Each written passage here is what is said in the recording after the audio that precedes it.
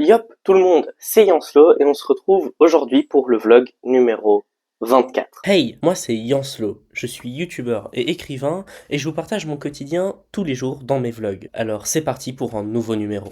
Salut à tous les amis, on se retrouve pour un nouveau vlog. Et aujourd'hui, on a pas mal de choses à faire à propos de mon livre.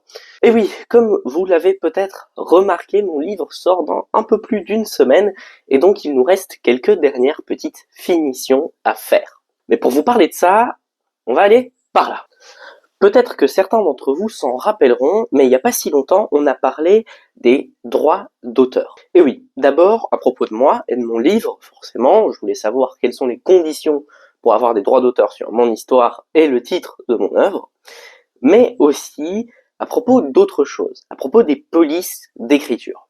On a cherché une police qui est libre de droit parce que oui, quand vous utilisez du Times New Roman ou du Arial, c'est pas forcément libre de droit, mais libre d'utilisation. Une fois qu'on avait trouvé une police libre de droit qui fait que je peux vendre avec, on l'avait appliqué à tout mon roman. Mais il restait une chose que je n'avais pas traitée.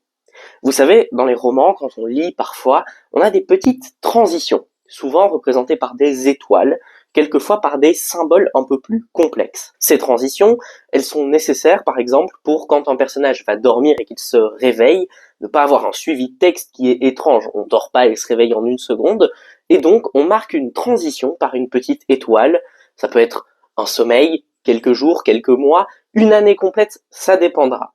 C'est interne au chapitre, puisque le propos du chapitre n'est pas terminé, mais en même temps, il faut une coupure. Pour ces coupures, j'avais décidé de ne pas partir sur des petites étoiles, des petites astérisques, parce que, eh bien simplement, ça ne colle pas particulièrement au thème romain ou au thème gaulois. Du coup, il fallait trouver quelque chose qui peut remplacer ces astérisques.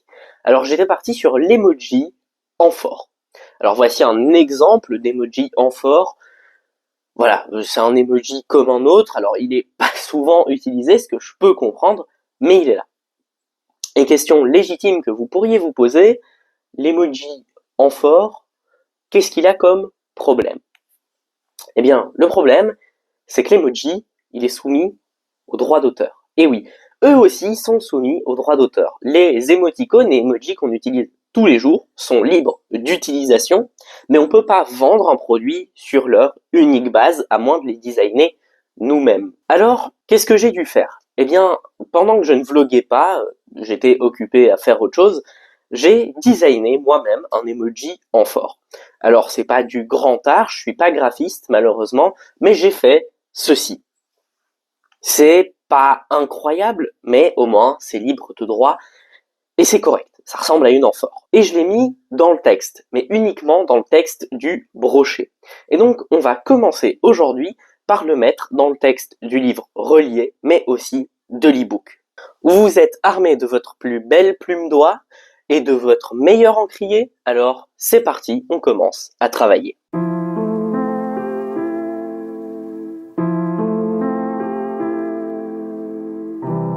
Ça, c'est un truc qui est assez amusant chez Amazon. Pendant que ça charge, j'en profite pour vous en parler. Amazon demande toujours à lancer des prévisualisations. Alors, je trouve ça assez drôle parce que c'est juste un document texte en fait une page et ça prend toujours une plombe. Enfin, un document texte c'est une couverture, mais ça prend toujours une plombe à se faire. J'espère qu'un jour Amazon investira dans de la vitesse. Mais pour l'instant, c'est assez marrant que ça prenne autant de temps. Je suis désolé, je vous ai pas montré le processus. En fait, c'était assez simple, hein. J'avais déjà modifié les emojis sur le premier document, j'ai juste eu à remettre au bon format de page, actualiser la table des matières, et tout était bon.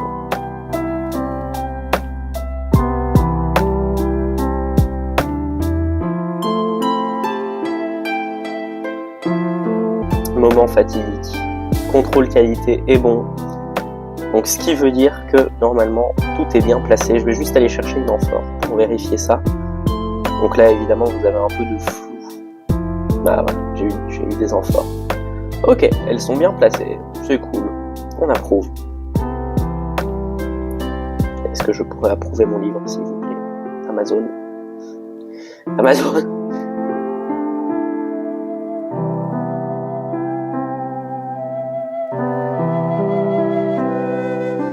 Eh bien voilà les amis, on vient de terminer du coup tout ce qui concerne les emojis. C'est enfin réglé, je suis content, au moins c'est fait, et il était temps de le faire en même temps. On va donc pouvoir passer à la suite de cette journée. Mais juste avant, je fais une toute petite pause au milieu de ce vlog pour vous parler de quelque chose d'important. Le 19, comme vous le savez, mon livre sort, mais j'ai envie aussi de vous sortir une vidéo qui accompagnera la sortie du livre.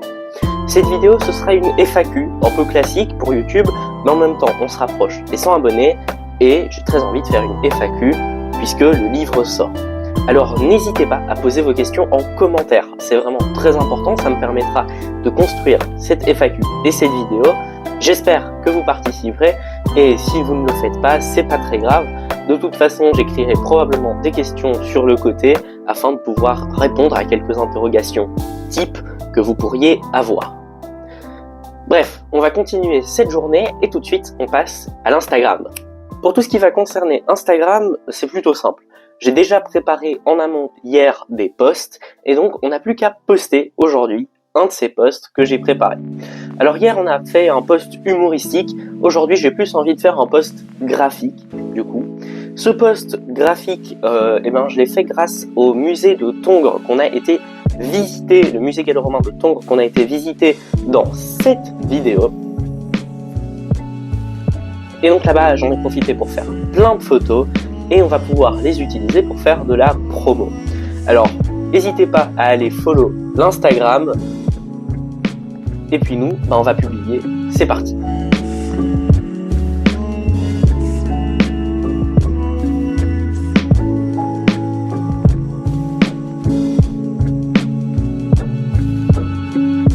Et voilà les amis, post sur l'Instagram terminé, celui de demain est déjà prêt, et on va tout de suite se retrouver pour un petit peu de montage.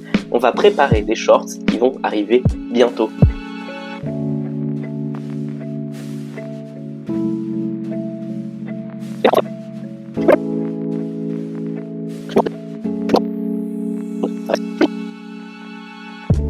Et voilà les amis, on vient de terminer la fabrication de ce réel, c'était le 6e épisode de la série SACET 1, pour ceux qui se demandaient.